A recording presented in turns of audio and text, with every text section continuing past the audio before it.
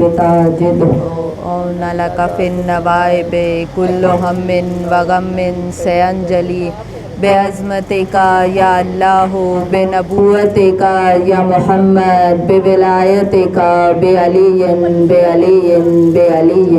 صلوات اللهم صل على محمد وعلى محمد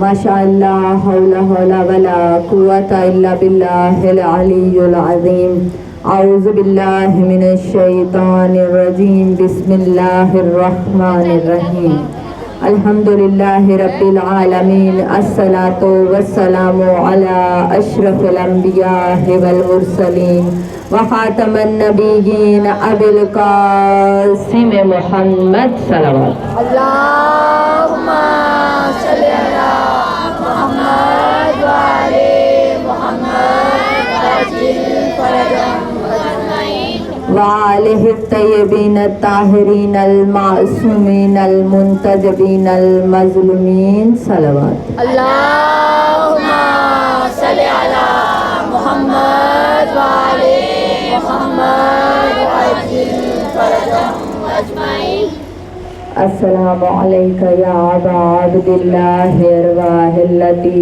حلت بفنائک علیکہ منی جمیعا سلام اللہ ابدا ما بقیت و بقی اللیل والنہار ولا جعلہ آخر العہد منی لزیارتکم السلام علی الحسین وعلی علی ابن الحسین وعلی اولاد الحسین وعلی اصحاب الحسین صلوات اللهم صل على محمد وعلى محمد وعجل فرجهم أجمعين اما بعد قال رسول اللہ صلی اللہ علیہ وآلہ وسلم ان الحسین مصباح الہدی و سفینۃ النجات اللهم صل على محمد وعلى محمد وعجل فرجهم أجمعين سب سے پہلے تمام تر حمد و ثنا اس خالق پروردگار کے لیے جو رحیم بھی ہے اور رحمان بھی۔ وہ پروردگار ایسا پروردگار ہے کہ جو عمل صالحہ کے ساتھ نیتوں کو بھی دیکھتا ہے۔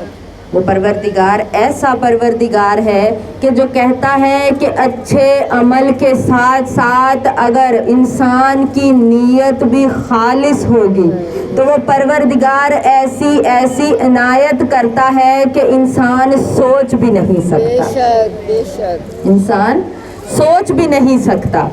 ایک شخص بیان کرتا ہے، اب وہ ذات اتنی بڑی ذات ہے کہ کہتی ہے کہ مجھ سے مانگو۔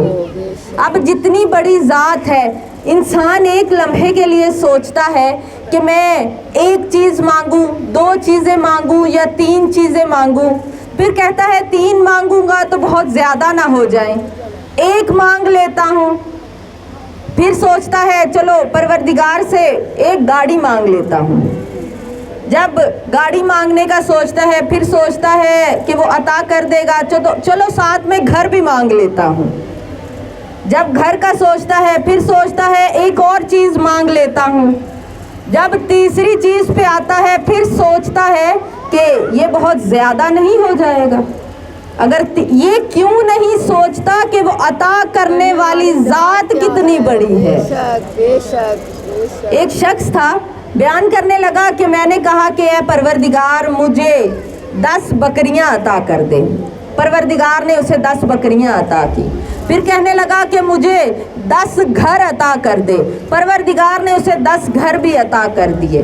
پھر کہنے لگا کہ مجھے 10 گاڑیاں دے دے۔ پروردگار نے 10 گاڑیاں بھی دے دی۔ کہنے لگا کہ مجھے 10 درجن بچے دے دے۔ پروردگار نے وہ بھی عطا کر دیے۔ جب اتنی عطا کرتا گیا تو ایک دن کہنے لگا کہ اے پروردگار تیری ذات اتنی بڑی ہے، اگر تجھ سے آ کر اب کوئی کم مانگے تو اس کی آنکھیں نکل جائیں۔ کہتا اتنا کہنا تھا کہ اس کی آنکھیں گر کر سامنے آ گئی،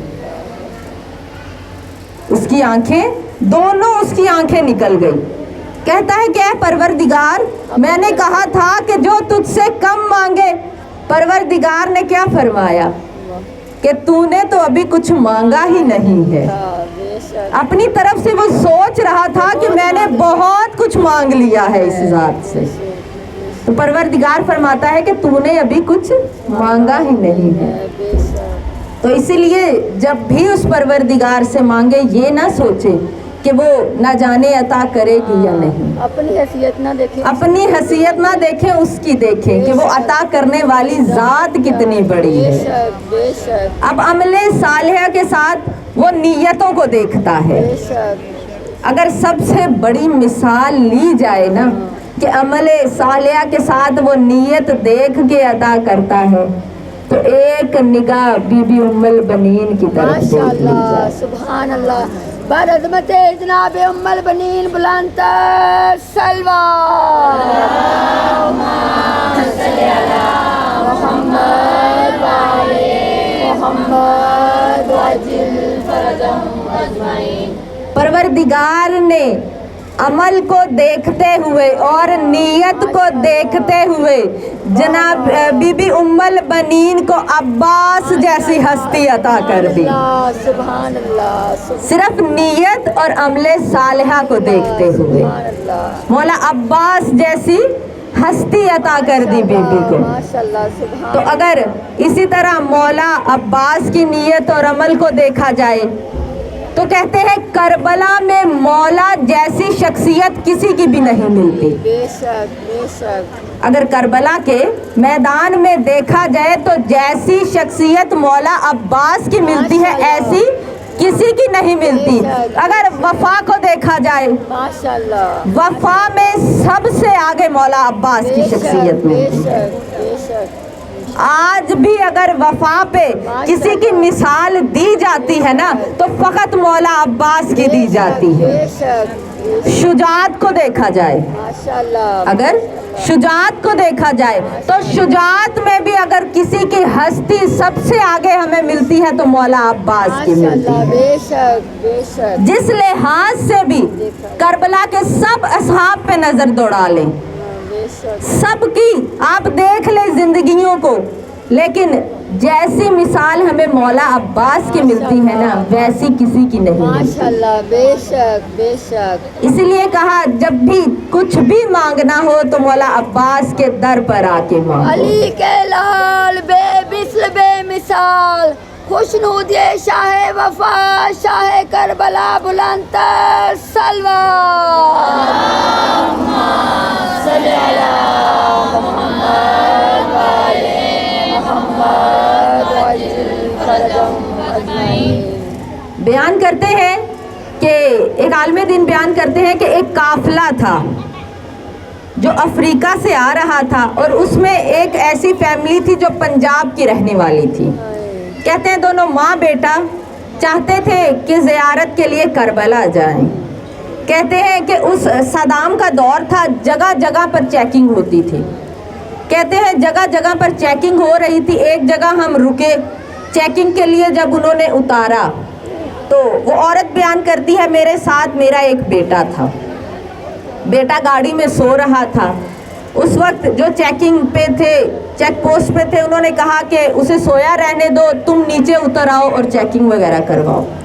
अब बयान करती है कि हम चेकिंग करवा कर दोबारा सवार हुए और अपनी मंजिल की तरफ चल पड़े। जब हम लोग नजफ़ पहुँचे वहाँ मैंने अपने बेटे को उठाया कि उठो हम पहुँच गए हैं। कहती है कि जब मैंने उठाया तो वो नहीं उठा। हम उसी वक्त उसको करीबी हस्पताल में ले गए। जैसे ही उसको हॉस्पिटल ले जाया गया, उसकी नब्ज़ चेक की गई तो उसकी सांसें बंद हो चुकी थी। कहती है कि अब जैसे ही उसकी सांसें बंद हुई तो वो ज़ारो कतार रोने लगी कि मेरा इसके अलावा और कोई नहीं था, मेरा फ़कत एक बेटा था, वो भी मौला हम आपकी ज़ियारत के लिए आ रहे थे और आपने वापस ले लिया। अब जब इतना कहा कहकर जब वो इमाम की ज़ियारत के लिए ज़री के करीब जा रहे थे नजफ़ में, तो कहा कि तैयार हो जाओ हम हरम में जा रहे हैं मौला अली के। तो वो औरत कहने लगी कि मैं नहीं जाऊंगी, मैं मौला की ज़ियारत के लिए नहीं जाऊंगी, तुम सब चले जाओ, मौला ने मेरा बेटा ले लिया है। जब इतना कहा تو کہتے ہیں سب مولا کی زیارت کے لیے زری کے قریب گئے، حرم میں ہم لوگ گئے، لیکن وہ عورت نہ گئی۔ ہم وہاں سے نجف آ گئے، پھر ہم نے کہا کہ ہم جا رہے ہیں امام حسین علیہ السلام کی زیارت کے لیے، تو چلو ہمارے ساتھ۔ تو کہنے لگی کہ میں نہیں جاؤں گی زیارت کے لیے، مولا نے میرا بیٹا لے لیا۔ یعنی ہم سے کوئی چیز اگر لے لی جائے تو ہم شکوہ شروع کر دیتے ہیں مولا سے، نہیں سوچتے کہ کسی مصلحت کے تحت ایسا ہوا ہوگا۔ موت برحق ہے، ہر ایک نے پلٹ کر جانا ہے واپس۔ اب کہا کہ میں نہیں جاؤں گی، ایک ہی بیٹا تھا مولا نے وہ بھی لے لیا۔ کہتے ہیں اس کے بعد ہم سب جانے لگے جب مولا عباس کی زیارت کے لیے، تب آ کر پھر اس سے کہا، پھر کہنے لگی کہ میں نہیں جاؤں گی، مولا نے میرا بیٹا لے لیا۔ پھر کہا کہ ایک دفعہ چلو تو صحیح، باب الحوائج ہے مولا عباس، کہا ایک دفعہ جا کر مولا سے اپنا شکوہ تو کرو۔ تو کہتی ہے کہ پھر میں تیار ہوئی، میں نے کہا کہ ٹھیک ہے میں جاؤں گی حرم مولا عباس میں۔ کہتی ہے جب وہاں پر گئی، جا کر اب شکوہ کرنے لگی کہ ہم پہلی دفعہ زیارت کے لیے آئے تھے، میرے ساتھ اور کوئی بھی نہیں تھا، میری تو اور اولاد بھی نہیں ہے، میرا فقط ایک بیٹا تھا اور وہ بھی مولا نے لے لیا۔ کہا کہ جب اتنا کہا کہ وہ بھی مولا حسین نے لے لیا، تو اتنا کہنا تھا تو اس کو اتنے رش سے ایک بچے کے آواز آنے لگی، جیسے وہ اپنی ماں کو بلا رہا ہو۔ کہتا ہے کہ جیسے وہ عورت کہتی ہے میں نے اس آواز کو سنا تو میں نے کہا کہ شاید اپنے بیٹے کی محبت میں مجھے اس کی آواز سنائی دے رہی ہے۔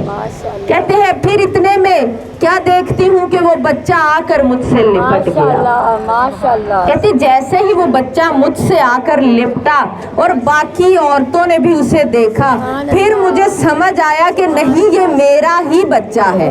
کہتی ہے جبکہ ہم نجف میں اس کی وادی السلام میں تدفین کر چکے تھے، کہتی ہے کہ ہم اس کی تدفین کر چکے تھے۔ کہتی ہے ہر عورت نے اس کا ہاتھ دیکھے، پیر دیکھے تو ہر چیز سلامت تھی۔ اب اس بچے سے پوچھنے لگے کہ تم یہاں کیسے آ گئے؟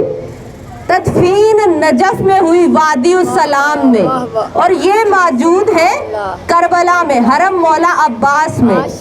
تو کہا تم یہاں کیسے آ گئے؟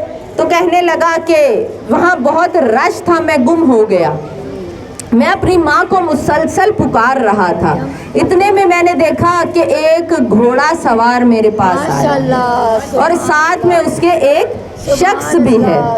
کہتے ہیں کہ وہ جیسے ہی میرے قریب آئے، آ کر مجھ سے سوال کرنے لگے کہ کیا بات ہے، تم کیوں رو رہے ہو، کیا ماں سے جدا ہو گئے ہو؟ تو کہنے لگا کہ آپ کون ہیں؟ جی میں اپنی ماں سے جدا ہو گیا ہوں۔ کہتے ہیں کہ جب اتنا کہا تو کہنے لگے کہ چلو میرے گھوڑے پر سوار ہو جاؤ، میں تمہیں تمہاری ماں تک لے جاتا ہوں۔ کہتے ہیں کہ اب وہ بچہ چھوٹا تھا، بچہ کہنے لگا کہ میں خود سوار نہیں ہو سکتا تھا، میں نے ان سے کہا کہ اپنا ہاتھ مجھے دے میں سوار ہوتا ہوں۔ کہتا ہے جب میں نے اتنا کہا نا تو وہ جو گھوڑے پر سوار شخصیت تھی کہنے لگی کہ میرے بازو نہیں ہے کہ میں تمہیں سوار کروا سکوں۔ کہتے اتنے میں جو شخص ساتھ موجود تھا اس نے مجھے اس پر سوار کروایا اور وہ مجھے یہاں تک چھوڑ کر گئے۔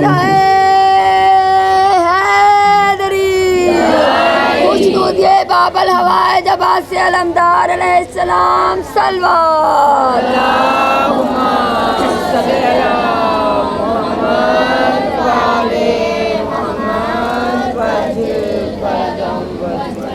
کہنے لگی کہ وہ مجھے یہاں تک چھوڑ کر گئے ہیں۔ کہتے ہیں ہم فوراً پھر نجف گئے، وادی السلام میں گئے اور وہاں جا کر ہم نے قبر کھودی دوبارہ سے کہ ہم نے بچے کی یہاں پر تدفین کی تھی۔ کہنے لگی کہ جب ہم نے قبر کھودی تو وہاں فقط ہمیں کفن نظر آیا، بچہ موجود نہیں تھا۔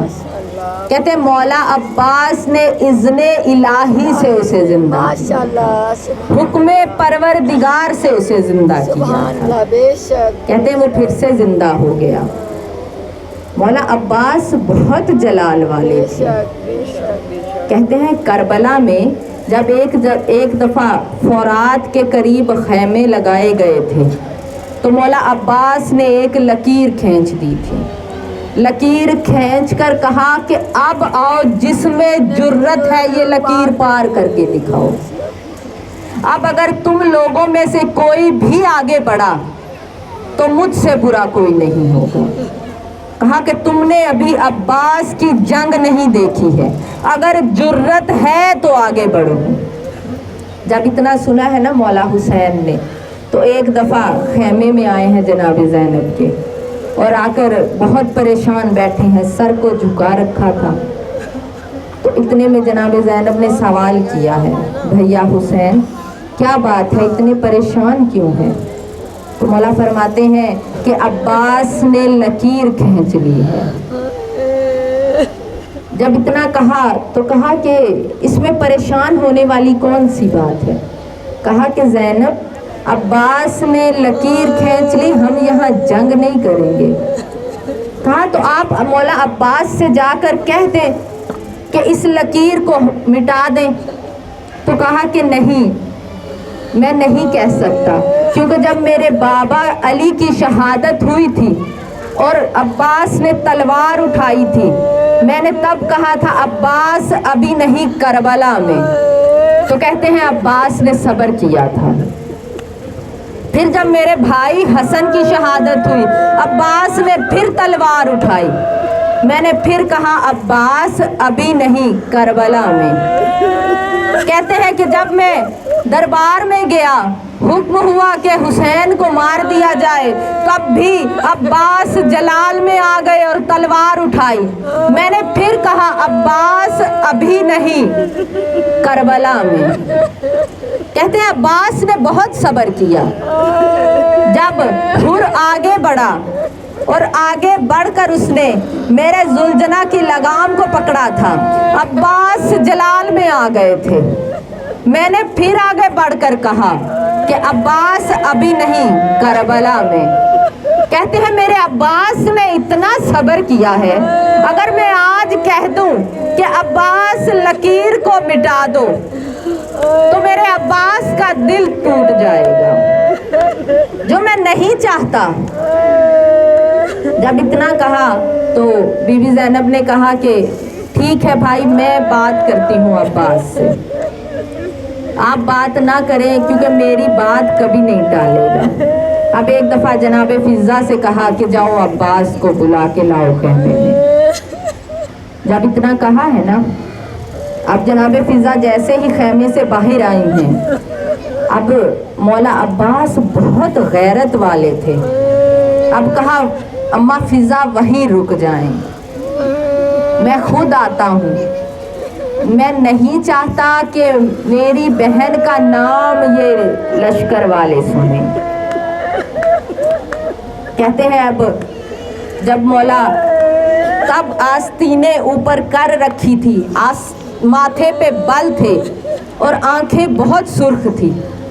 अब नहीं चाहते थे कि मैं ऐसे जनाब ज़ैनब के सामने जाऊं। अब एक दफ़ा आस्तीनों को नीचे किया है, कुछ देर वहाँ खड़े रहे ताकि आंखों की सुर्खी कम हो जाए। माथे के बल को ठीक किया और कर फिर गए हैं बीबी के सामने और सर को झुका रखा है। सर को झुकाकर अब बीबी के सामने खड़े हैं तो बीबी फरमाती हैं कि अब्बास, हुसैन जंग नहीं चाहते हैं, जाओ उस लकीर को मिटा दो। वो तुम्हें खुद कहना नहीं चाहते हैं, बल्कि मैं कासिम और अकबर से कहती हूँ कि जाकर उस लकीर को मिटा दें। हम खैमे यहाँ से दूसरी जगह मुंतकिल कर लेंगे। जब इतना कहा है ना, तो एक दफ़ा मेरे मौला अब्बास कहते हैं कि नहीं बीबी, अगर मेरे मौला हुसैन को मेरा लकीर खींचना पसंद नहीं है तो मैं खुद जाकर उस लकीर को मिटाऊंगा। आप कासिम और अकबर से ना कहिएगा कि उस लकीर को मिटा दें। इतने गैरत वाले हैं मेरे इमाम। आज 8 मुहर्रम है, किसी ने मन्नत की मजलिस के लिए कहा तो मैं शहादत जनाब अली अकबर बयान करना चाहूँगी, और क्योंकि आज का दिन मंसूब है जनाब अब्बास के साथ, उसके बाद चंद जुमले शहादत मौला अब्बास बयान करूँगी। यही अयाम है ना कि हम बीबी को पुरसा दे सकते हैं, रोने में बुख़्ल ना कीजिएगा, क्योंकि ये दो हस्तियां ऐसी हस्तियां हैं जो मौला हुसैन को बड़ी प्यारी थी। दरबार में जब अमीर मुख्तार ने एक दफ़ा सारे कातिलों को बुलाया है ना, और बुलाकर एक दफ़ा खूली से कहा आगे आओ, आगे आए, जैसे ही वो आगे बढ़ा उससे सवाल किया कि करबला में हुसैन को सबसे प्यारा कौन था, तो खूली ने कहा कि वहाँ पर सबसे प्यारा दो हस्तियाँ थी, एक जनाब अली अकबर और दूसरी मौला अब्बास की। तो कहने लगा इन दोनों से ज़्यादा प्यारा कौन था, तो रो के कहता है कि हुसैन को अली अकबर बड़ा प्यारा था। इतना कहना था कि मुख्तार रोते रोते तख्त से गिर पड़ा। मैं कहूँगी कि एक दफ़ा करबला के मैदान में आकर देखें कि जब जनाब अली अकबर ने इजाज़त माँ से मांगी, मौला ने कहा जाओ इन तीन हस्तियों से इजाज़त मांगो। अब एक दफ़ा आए हैं माँ के पास और आकर कहा अम्मा इजाज़त दे, मैं मैदान में जा रहा हूँ। माँ रो के कहती अकबर तेरे बाद माँ कैसे जिंदा रहेगी, अकबर तुम मैदान ना जाओ। इतना कहना था। अब जनाब अली अकबर रुक गए और रुक के कहते हैं माँ जब रोज़े क़यामत दादी ज़हरा सवाल करेंगी ना कि उम्मे फरवा तुमने अपना लाल तो बचा लिया लेकिन मैदान में मेरा हुसैन मारा गया, इतना सुनना था। बीबी ने कहा ठीक है अली अकबर तुम्हें इजाज़त है। अब मौला आए हैं अपनी फूफी अम्मा के पास और आकर कहा फूफी अम्मा मुझे इजाज़त दे, मैं मैदान जा रहा हूँ। अब बीबी ने इजाज़त दी है। अब जैसे ही मौला सज्जाद के पास आए हैं ना, अब आकर एक दफ़ा कहा भैया भैया सज्जाद मुझे इजाज़त दे, मैं मैदान जा रहा हूँ। इतना कहना था मौला सज्जाद रोने लगे। रो कर कहते हैं अली अकबर तुम मेरे भाई की आंखों का नूर हो, तुम मेरे बाबा की आंखों का नूर हो, तुम मैदान ना जाओ, तुम्हारे बाद बाबा कैसे जिंदा रहेंगे। अली अकबर मैं मैदान जाता हूँ।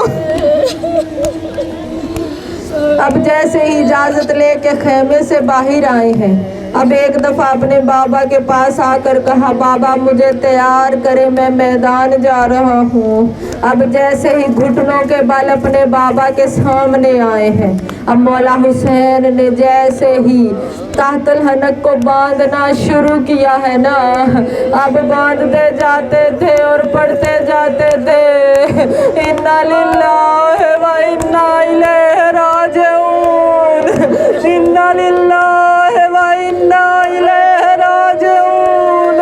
अब जैसे ही मौला ने तैयार किया, अब सवार करके जैसे ही मैदान की तरफ भेजा, अब एक दफ़ा मौला फरमाते अली अकबर मुड़ मुड़ के अपने बाबा को देखते जाना। अब मेरे मौला ऐसे चले हैं अली अकबर के पीछे जैसे 1 साल का बच्चा जाता है, कभी चलने लगता है फिर गिर जाता है, ऐसे ही मौला हुसैन चले हैं अली अकबर के पीछे। अब कहते हैं अली अकबर मुड़ मुड़ के बाप को देखते जाना। एक बूढ़े बाप के लिए बड़ा मुश्किल है जवान बेटे को मैदान में भेजना।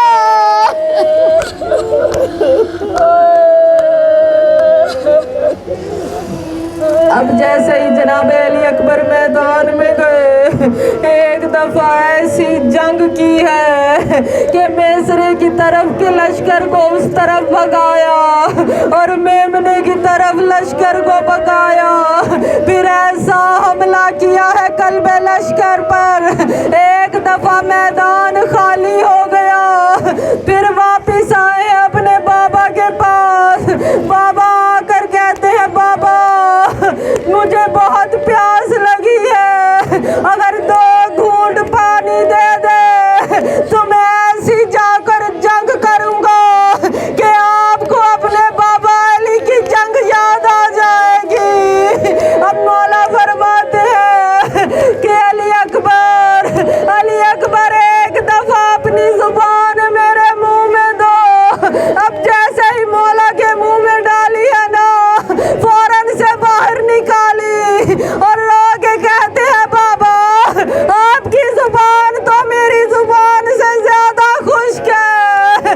اب جتنا کہہ کر مولا پھر سوار ہوئے، اب سوار ہو کر جیسے ہی میدان کی طرف بڑھے ہیں نا، اتنے میں حسین ابن نمیرہ آگے بڑھا، آگے بڑھ کر کہتا ہے یہ علی کا پوتا ہے، اس سے جنگ کرنا بہت مشکل ہے، ہم اس سے ایک تدبیر لڑائیں گے، ایک کمانڈر میرے ساتھ آگے آئے گا، میں جیسے ہی علی اکبر کی تعریف کرتا ہوا آگے بڑھوں گا نا، اتنے میں پیچھے سے حملہ کرنا۔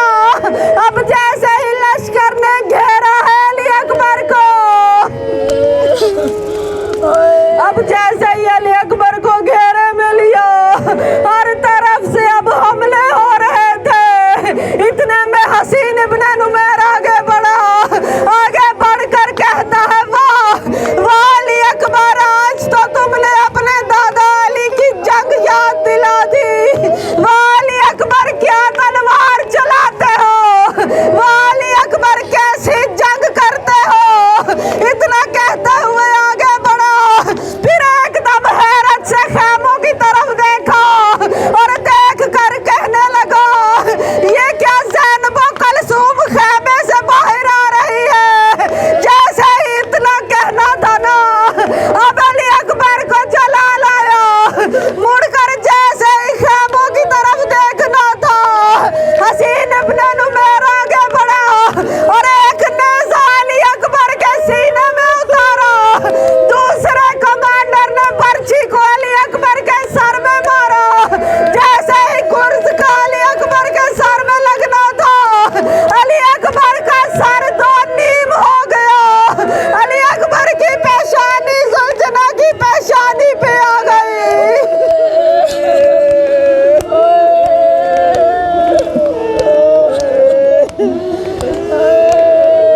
جیسے ہی علی اکبر کی پیشانی زلجنا کی پیشانی پہ آنا تھا، اب حسین ابن نمیرہ آگے بڑھا، آگے بڑھ کر اس نے نیزے کو گھمانا شروع کیا، اب گھماتا جاتا تھا، پھر اس کو جھٹکے دینا شروع کیے، جیسے ہی جھٹکے دینا شروع کیے، ایک اتنی زور سے جھٹکا دیا کہ اس کا نیزہ علی اکبر کے سینے میں ہی ٹوٹ گیا، اب علی اکبر کا سر جو 2 نیم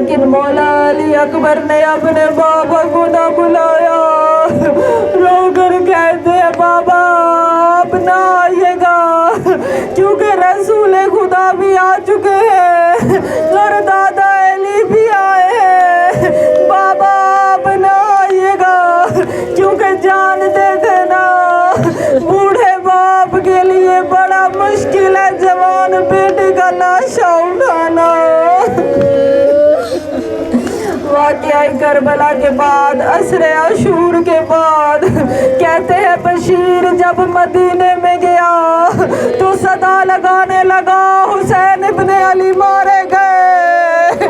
जैसे ही सदा अब्बास के मादर के कानों में पड़ी, रोती हुई बाहर आई, आकर कहा ए बशीर कौन सा हुसैन मारा गया?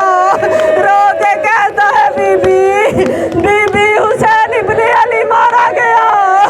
बीबी कहती है तू झूठ बोलता है, अब्बास के होते हुए हुसैन मारा गया। कहते हैं इतना कहना था। अब बशीर कहने लगा नहीं बीबी, हुसैन से पहले अब्बास मारे गए। कहते हैं जनाब ज़ैनब 1 साल तक जब वापस मदीने आई है ना, लोगों को नोहे सुनाती रही है शोदाए करबला के।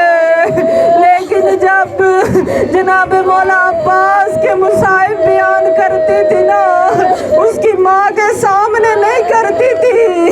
एक दिन बीबी तमाम औरतों को मौला अब्बास की शहादत बता रही थी। इतने में देखा कि माँ उम्मुल बनीन आई है, मेरी बीबी खामोश हो गई। अब औरतों ने बीबी को बताया कि हमने जनाब ज़ैनब से सुना है जब मौला अब्बास की शहादत हुई बाजू नहीं थे। इतना कहना था। अब बीबी उम्मुल बनीन आगे बढ़ी, जनाब ज़ैनब का दामन थाम कर कहती है, बीबी औरतें कहती है मेरे अब्बास के बाजू नहीं थे। इतना कहना था। मेरी बीबी रो के कहती है अम्मा अब्बास जब मारा गया, अब्बास के बाजू नहीं थे, बाजू कलम हो चुके थे।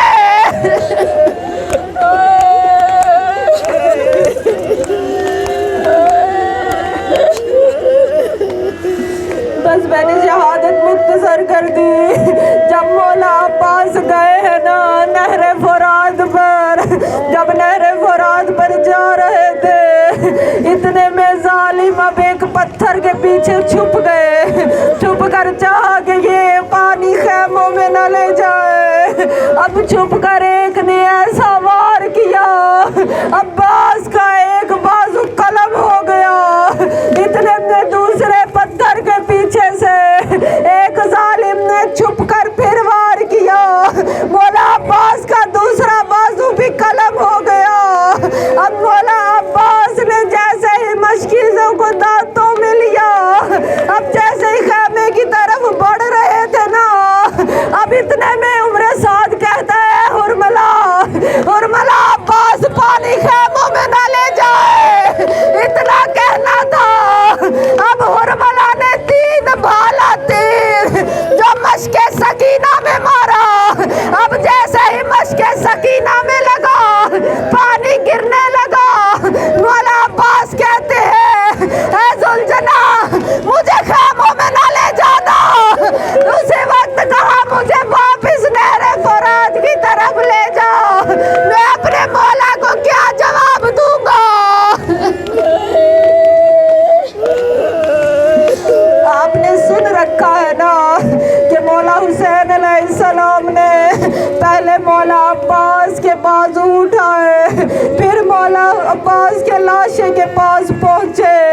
अब अक्सर सोचते थे कि मौला के बाजू तो पहले कलम हुए थे ना, मौला की शहादत बाद में हुई, तो पहले बाजू कैसे उठाए। अब समझ आता है क्योंकि मौला ने कहा मुझे वापस ले जा, खेमों की तरफ ना लेके जाना। अब जैसे ही मशकीज़े से पानी गिरा, अब हुरमला ने भी अपना रुख बदला। अब वही 3 भाला तीर जनाब अब्बास